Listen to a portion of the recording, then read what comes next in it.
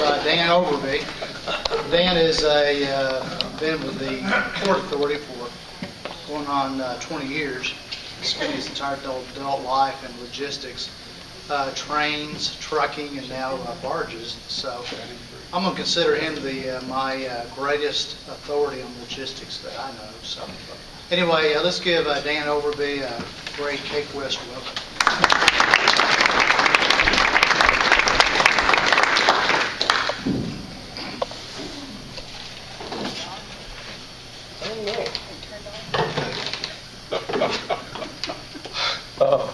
Uh-oh, I got to watch now what they say.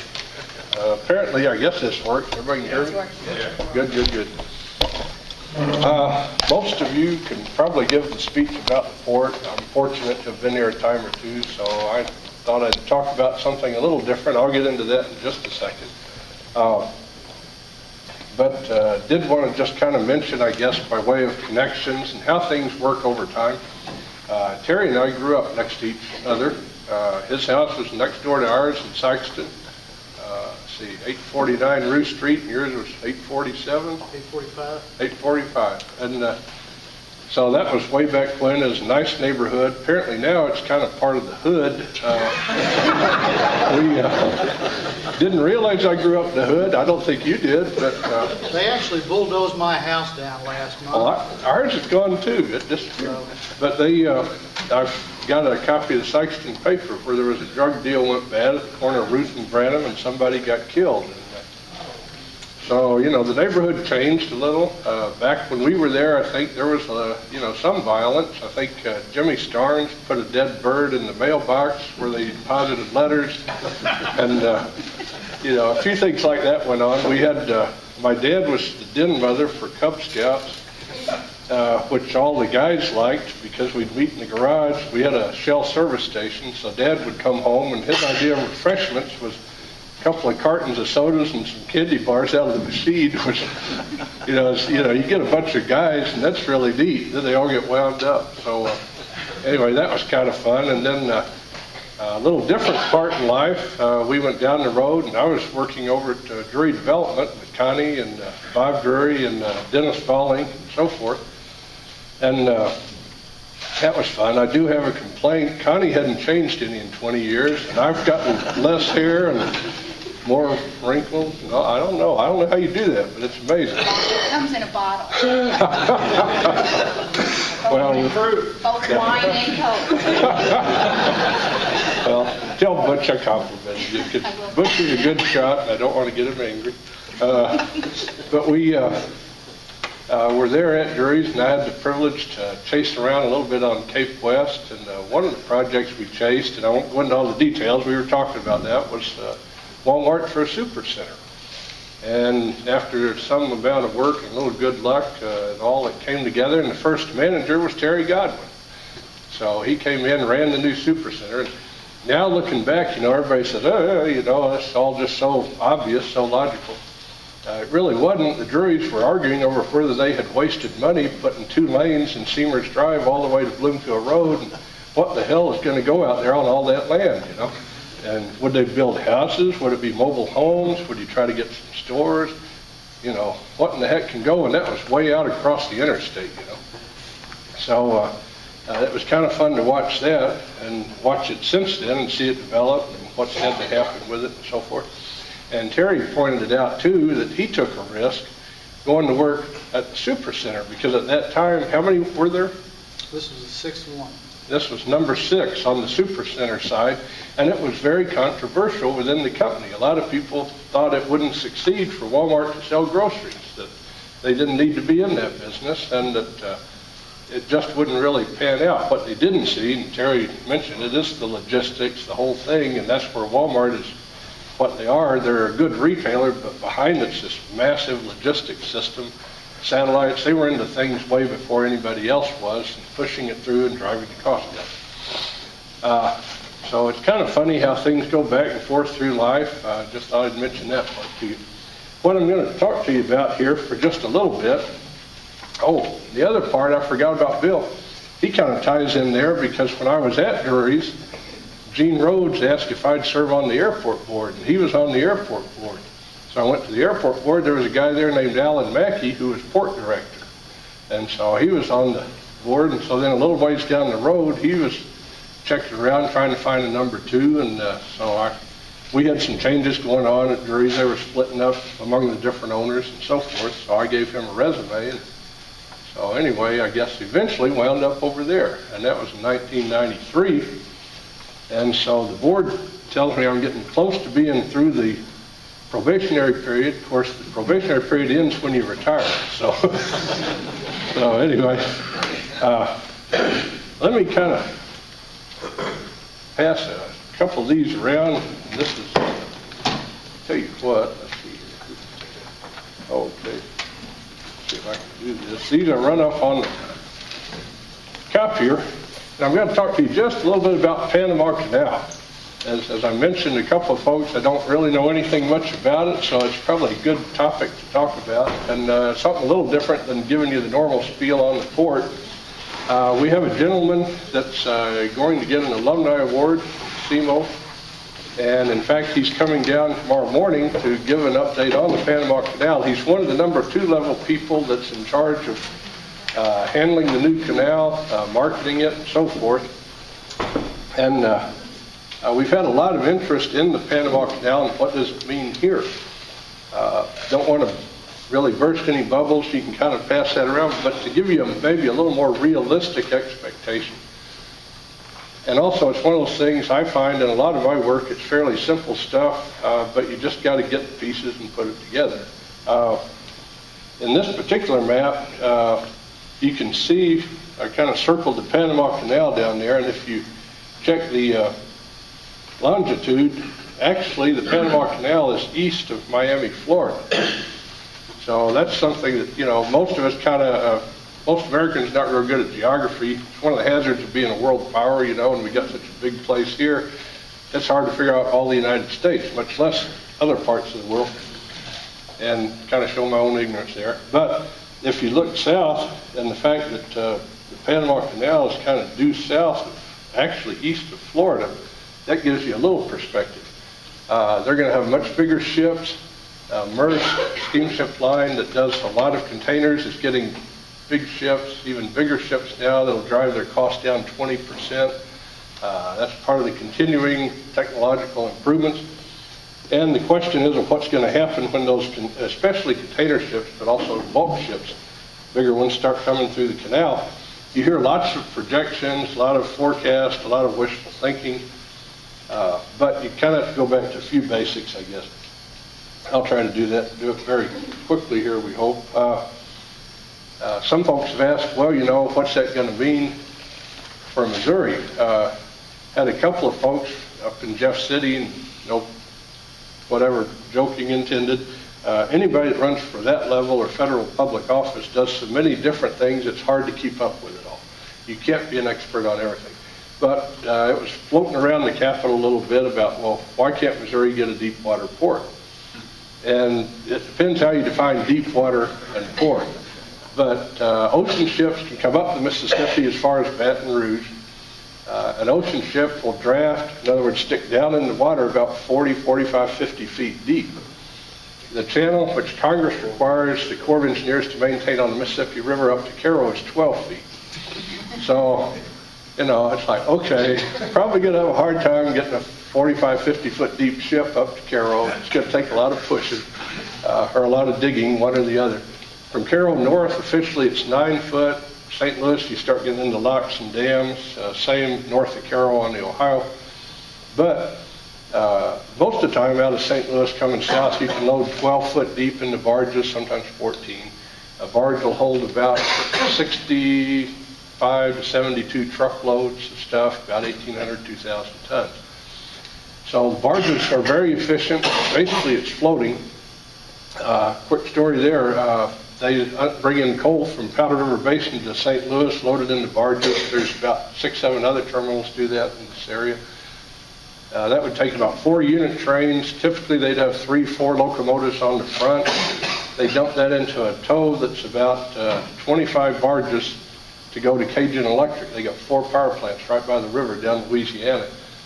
25 barges, that come in 4-unit trains. The towboat pushing it has 2 diesel engines. So you go from 12 diesel engines down to 2, because fortunately the river is water, the stuff floats, and it's going downstream. So, you know, can you find a better system than that? Then they come back north empty, where you're pushing against the current with the empties.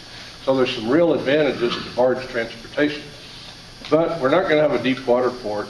You know, they kind of really can't make that one work. And then I think Huey P. Long made sure when he built a bridge at Baton Rouge way back when it was low enough just to make sure ocean ships couldn't get up into Mississippi, they had to stay in Louisiana.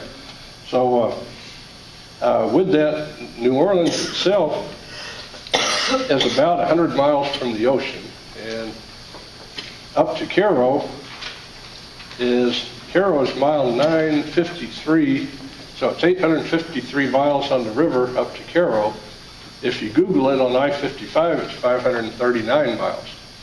And the reason is the river does this. So there's a whole lot of circuity in the river, 853 miles versus 539 miles. The other thing you want to look at is the time from New Orleans up to this area. If you go on a barge tow, it's going to take you about 8 to 10 days to get here. Actually, it's about 10 days going south from St. Louis and 2 weeks coming north, because the barges go almost walking speed, 10 miles an hour, something like that. If you load it in a truck down there 8.5 hours after you leave New Orleans, you're up here in St. Louis. So 8.5 hours. The interstate's a wonderful system. When you look at the stuff that's going to come in, let's say a lot of it from China, the stuff that Terry ran through his store there and everything, most of that stuff is not going to, it's going to take you 2-3 weeks to get over here from China to the West Coast. If you go through the canal and come back up, and then you go some more, you just can't stand the carrying cost. Most of the stuff that moves on the river is low value. It's dollars per ton. It's not dollars per pound or dollars per ounce. So, having said that, I think you can kind of see why when those big container ships come through, you're not going to see containers going on a barge. A lot of folks will think, you know, well, they come in on a ship, it ought to stay on the barge. No, that's the whole concept of intermodal, is going from one mode of transportation to another. And down at New Orleans, most of the docks in New Orleans proper ship stuff out by truck. They bring in lumber from South America, bales of rubber, they bring in lots of other products. Most of that goes out by truck. Some goes out by rail. The bulk stuff doesn't really go through New Orleans. It's north and south of New Orleans. Port of South Louisiana is the biggest inland river port on the Mississippi River system. Most of what they do is fertilizer, grain, coal, bulk products, oil, things that go to the refineries. So that's what you tend to see on the river, and it's very good. We're very good at it. Other countries are trying to copy it. China's trying to improve their river system. Of course, Europe's had some. And Europe's is kind of small. Again, we're a big superpower. Europe's kind of small over there. They got little kind of dinky boats with a little house on them, and people put their bicycles on it, and they got flower boxes. And, I kind of figured they come out and sing. They sing "The Hills Are Alive," you know, with the sound of music and that kind of stuff. So, you know, out here you... They stuck too much on binaries. Very good. It works very well for them, and I will say that. It ties in. They do have a good system for their setup. Ours, you have 25, 30, 36, 42 barge tows going south, ADM, and the stuff they run with a 6-man crew is like, you know, it's amazing how much stuff you can put down the river. But the bulk stuff tends to work better. And that's kind of where I think you're going to see, although it won't be overnight, you're going to see an improvement. They've already had one of the big ships call at Mobile, Alabama. It wasn't a container ship. It come in with a load of coal and unloaded and went out with, come in with iron ore and went out with coal. And you're going to see that same effect here in terms of the things we ship. Fertilizer coming in, grain going out, a lot of the other products and so forth. So it will help on the bulk end. If you come out of New Orleans by rail, Memphis, St. Louis are too short. It doesn't make any sense economics-wise. Those are highway markets. Chicago, you go up the old Illinois Central, now it's Canadian National. You can go up 55, 57, or they have a good rail service there. You can't go out of St. Louis, container piggyback to Memphis or New Orleans. You can go to Houston. It's far enough on the map, it makes sense to go that far. So you will see some container stuff. I guess that's one of the other things I will mention. I got a few notes here somewhere on that. I pulled out some statistics. Again, one of the things you see going into different cities is that New Orleans metropolitan area is about 1 million people. I think Houston metropolitan area is about 6 million. And if you look at your map, you come through the canal and you turn back and head up that direction, then the question is, well, do you want to go to New Orleans or would you rather go to Houston? If you go to Houston, you can also pick up kind of Dallas, Fort Worth, San Antonio, so you got a really big market there. Surprisingly, and I didn't know this, New Orleans is not that big of a market. The city is about 300,000-400,000 people now. Metropolitan area is about 1 million. Memphis is about 1.3 million. St. Louis is about, I guess, close to 2.5-3 million in the metropolitan area. But then you start going up and down the East Coast and you look at Miami and Jacksonville and Savannah and Charleston, a lot of those places. Yeah, that's really kind of the prime place to go. If you have to choose a point, you're going to send your ship. Those are places where you'd probably make 2 or 3 port calls. And the other part is the eastern railroads, I should say, CSX, Norfolk Southern, have been pretty good about promoting a program on the Heartland Corridor, Capital Corridor, and obtaining some federal funds to help out a little bit and raising the tunnels back east. The old railroads didn't have room to run 2 containers on top of each other. BN, UP have been doing that for a long time. Eastern roads now, with a little bit of federal help and a lot of their own money, they've raised the tunnels, and so they're hoping to go like Norfolk, Savannah, Charleston, probably Norfolk, Philadelphia, some of those areas back into the Midwest. They're hoping to bring the Chicago traffic around to the East Coast and rail it back into Chicago that direction as opposed to through New Orleans. So, and of course, West Coast ports aren't going to roll over and play dead. Long Beach, LA are still out there. They're still powerhouses. BNSF Railroad just got through double tracking through Abo Canyon, second track, which gives them 2 tracks all the way Chicago to LA. Some areas have 3 tracks. And what does that do? Well, single track, if you have sidings every once in a while, your trains can only be as long as your sidings. But now with a double track, the BN's running 2-mile-long trains every week from LA, several daily, I guess. And so you can run longer trains without interfering with each other, and that drives your cost down again. Union Pacific tested a train from Dallas out to LA just to see how to do it. That was 3 miles long. They ran the train, there wasn't any problems, but when they put it in the newspaper, they got a lot of complaints after it hit the newspaper. So nobody really noticed it out on the railroad. So LA will still be in there trying to feed Chicago, but now there's an alternate market, come to the East Coast and try to go back to Ohio, Indiana, Chicago. There will be some come through New Orleans. I think you'll probably see more growth on the bulk side, and that's all the things that are out there that are essential to manufacturing and to our industries, but they're just not quite as exciting or sexy as container ships and all that stuff. So you don't see it as much. We handle bulk through SEMO Port. Most of our traffic is grain going out to world markets. We've got fertilizer coming in. We've brought in wire coils for a couple of companies here, some steel. We have lead that goes out from Doe Run, and that's very interesting. They spent $3.8 million, put in a warehouse, so it's all environmentally sound to load into the barges.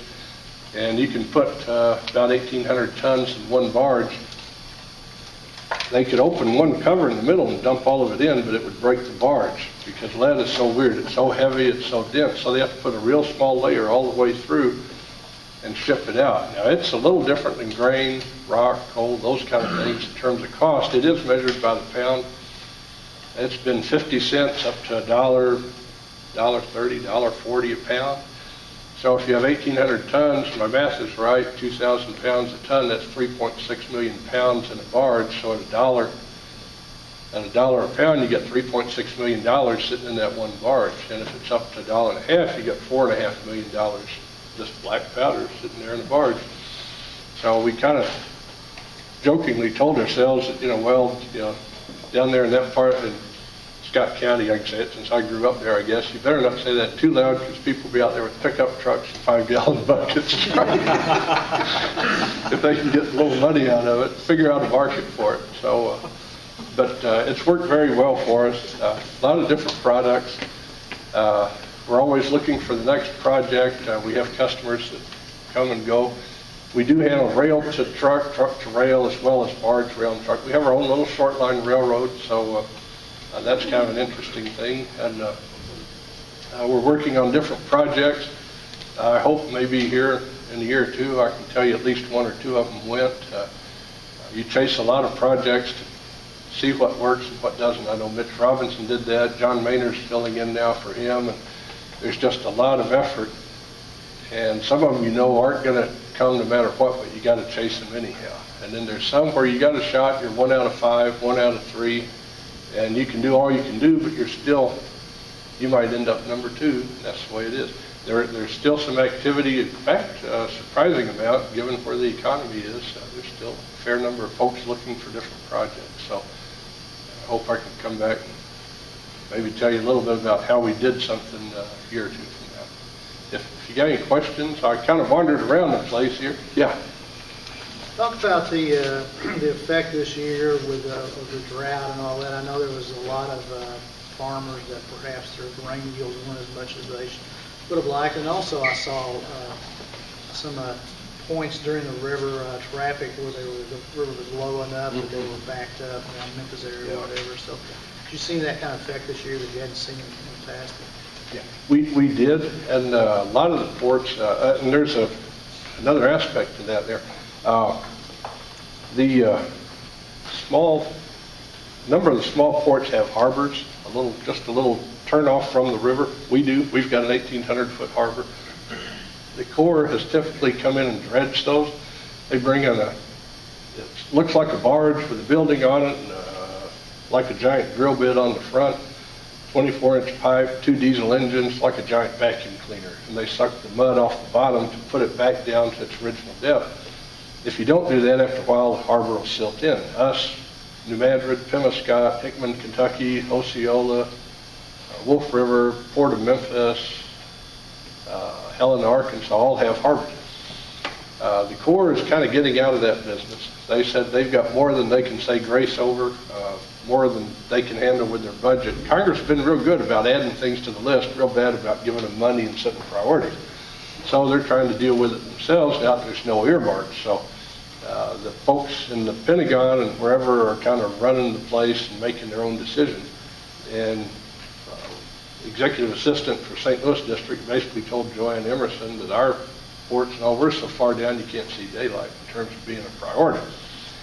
Bad part is it's going to probably end up shutting some of them down. They got a little extra money this year, thank goodness, and we had to pay to dredge our harbor the last 2 years. And we were fortunate through one means or another, we were able to take care of that. We're at a stage of development where we can. We'd rather use the money for growth and improving the port, but if we have to, and certain things stay in place, we think we'll have enough revenue that we can kind of tiptoe by there. But there was a number of the ports this year with low water, and the river itself had problems. Down near Greenville, at one point, the river got too shallow. The Corps brought in a couple of dredges. They were working over a 2 or 3 mile stretch. Doesn't sound like much, but they had 50 tows backed up on one side and 45 something on the other, waiting to get by. And they were waiting for several days. So you got a crew, you got a boat, it's burning some fuel, you got product. You know, it was not a pretty picture.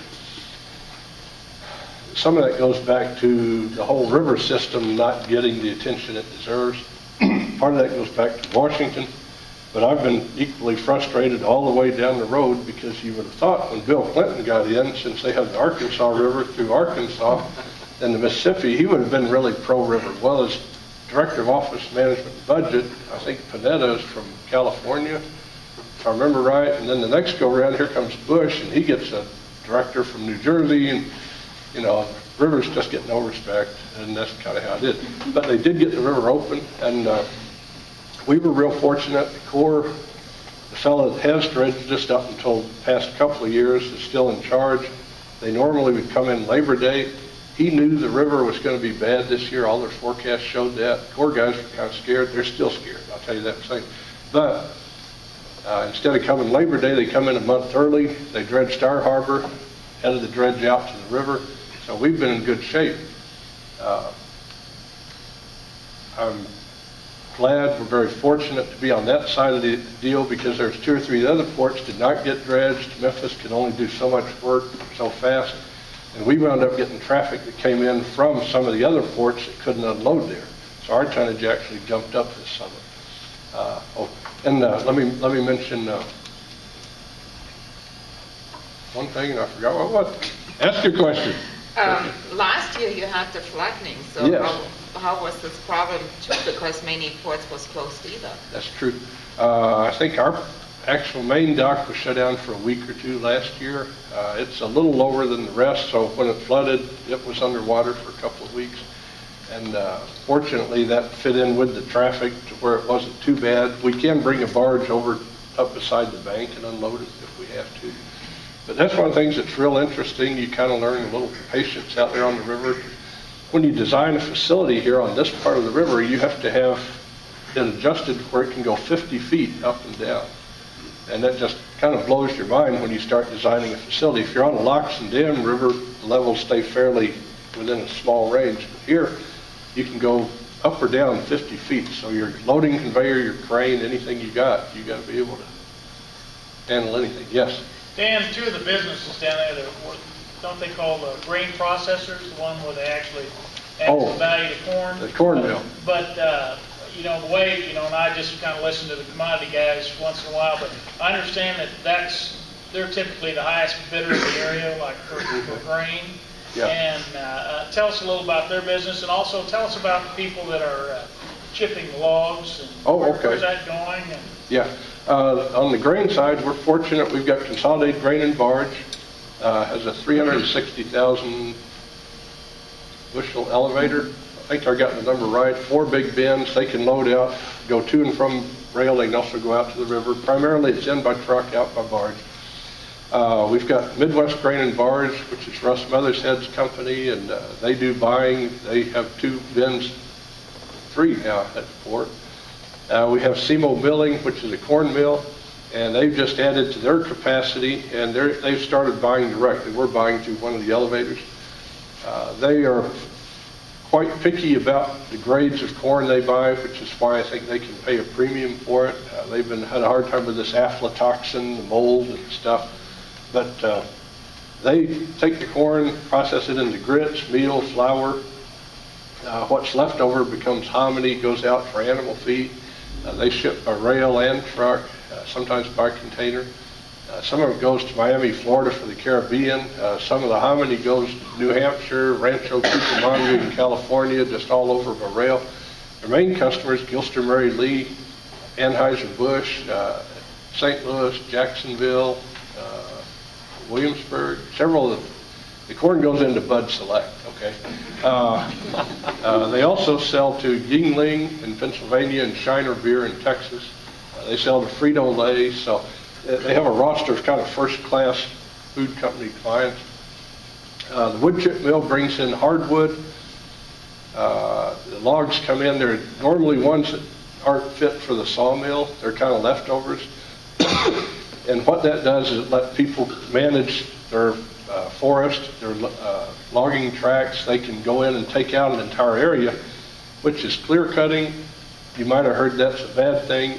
With hardwoods, if you do it right, it can be a good thing because some of the bad trees are never going to get better.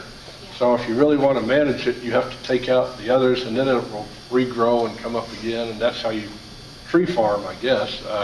It's a renewable resource. The wood chip mill chips it into little wafers. They knock the bark off first. That becomes mulch. And then the little wafers kind of size goes out. They load them in the barge. Last I heard, some of it goes up to International Paper at Hawesville, Kentucky, which is up near Evansville, up the Ohio River. Some of it goes down to Mississippi, to paper mills in southern Arkansas. It was built to go for export, but the export market's changed and never really quite worked. They were shut down for 2 years. The company that owned them from Carolina, thank goodness, kept paying the rent. And then sold it to some guys here in Missouri that had been in the mulch business. And so they got over into the chip business, and we're doing a real good job with it, Foster Brothers. And so it's kind of neat to see things change and keep going. Yeah. You say it is hardwood. I would have thought it was softwood. No, around here we're primarily hardwood. Canal Chip had a mill we went to in Demopolis, Alabama, and they had two piles. One was softwood, one was hard. And I'm going to tell you everything I know about trees and logs right now. The hardwood has a longer fiber, and so they take it over to West Vaco, whatever, put it in a big vat, cook it. It looks like potato soup or something. Comes out, it goes on this block-long machine that squishes it down and makes paper.